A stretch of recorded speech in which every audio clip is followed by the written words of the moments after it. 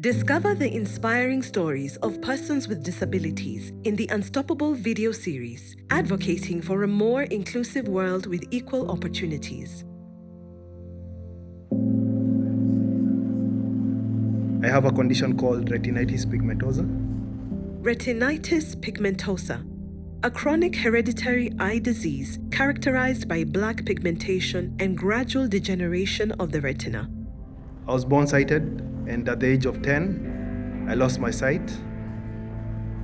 I have lost my sight twice. My name is Julius Mbura, and I'm the Advocacy Officer at inABLE. This is my story.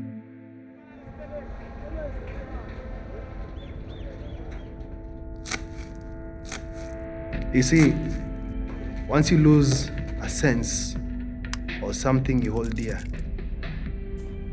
you're going through grief, and I saw the end of me, and that's where everything changed.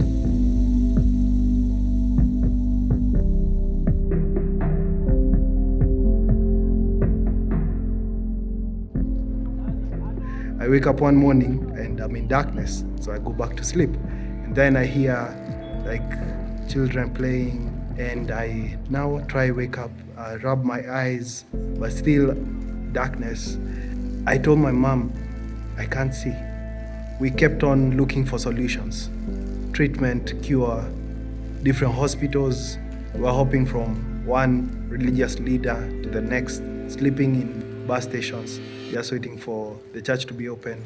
I was tired. I was actually drained from all the moving around and trying to build up hope, which kept on crashing. But again, after around a year and a half, I started getting my sight back, and it was like gradual, I used to call them clear-offs, where today I get a hint of color better than yesterday. So I was, like you can say, living a day at a time. Yeah. At this time, I was maximizing on the little sight that I had, because I went for rigorous reviews, and the doctors told me the high probabilities are that you'll get to lose your sight again. Fast forward to Kenya School of Law. This is 2019, and I go through the ATP, that's Advocate Training Program, and towards the end, 3 weeks to my bar exams, it happened again. I lost my sight again. I had worked on myself to a point where it didn't really hit me that hard. You have to readjust with the new reality. You have to disrupt like the makeup of who you are now, because now you depend on the cane more.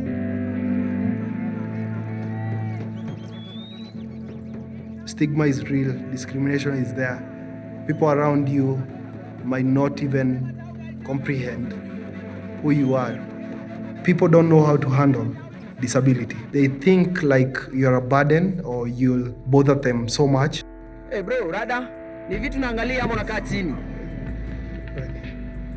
So you find even like friends hiding like meetups from me just because they feel like I'll be too much.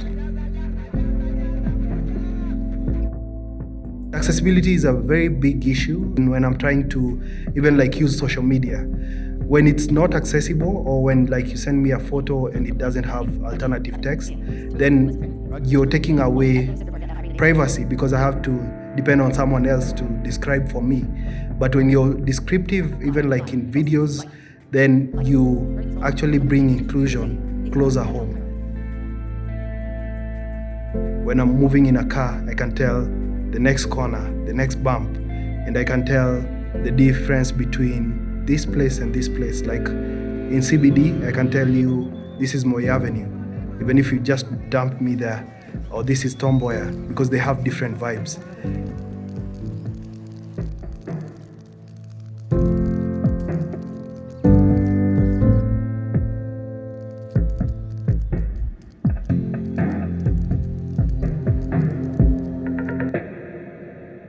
We are beautiful in our own skins, in our own likeness, and no one should tell you anything apart from how capable you are. I got into the professional line, and I was in a law firm for a while, doing litigation, going to court to some level, building my career. But I was like, this is not what I want to do in the long run, because I wanted to do advocacy. I think it humbles me, the fact that I get to use programs and projects to really impact the youth and persons who are behind me, and to tap into their potential and what they are capable of, and to shift perceptions on disability. And that is what I want to give back.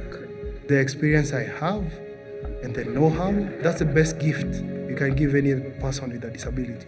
I went out of my way to strive for independence and to really make sure that I'm not a burden to anyone, break down all these parameters that have been created, the negative mentalities, the different mindsets, and show them by proving what you can do. It really dawned that I've put so many things on the shelf, trying to tell myself or convince myself that just because I'm visually impaired, I can't do this and that. So I started taking one by one and really pushing myself. And this is where I started getting in touch with everything I was passionate about. Movies. I used to watch this close to the screen, and my love for cars really came out. Let's see what car we have today. And the beauty about Julio Supercharge is that you get to appreciate cars from a different dimension, where we make you appreciate by touch and feel. So by touching the front fender right here and the body lines, I already have an idea which car we're talking about, but to be precise, I need to go with the profile. I review cars by touch and feel. For example, a Mercedes E-Class, C-Class, also same trim, different even wheelbase, and that's how I differentiate between this model and this model, this trim and this trim in the same family. That is a Mazda Axela for you, and of course a sleek hatchback that has compact body and ample power. My grandfather told me you can be blind as you want, but never lose your vision. And I've carried that all through. And that's why I always look for ways to be different. My journey has not been easy. I say it's the unsighted visuals, and the chronicles still continue. But I am grateful that I'm in a position where I can use the platform I have to show people that it's possible. And disability is not inability. My name is Julius Mbura, and I am unstoppable. When African youth with disabilities are given access to education, employment, and fulfilling work, they become unstoppable. Watch more of these inspiring stories at www.unstoppablestories.org. Become an unstoppable champion for change. inABLE, Powering Potential, in partnership with MasterCard Foundation.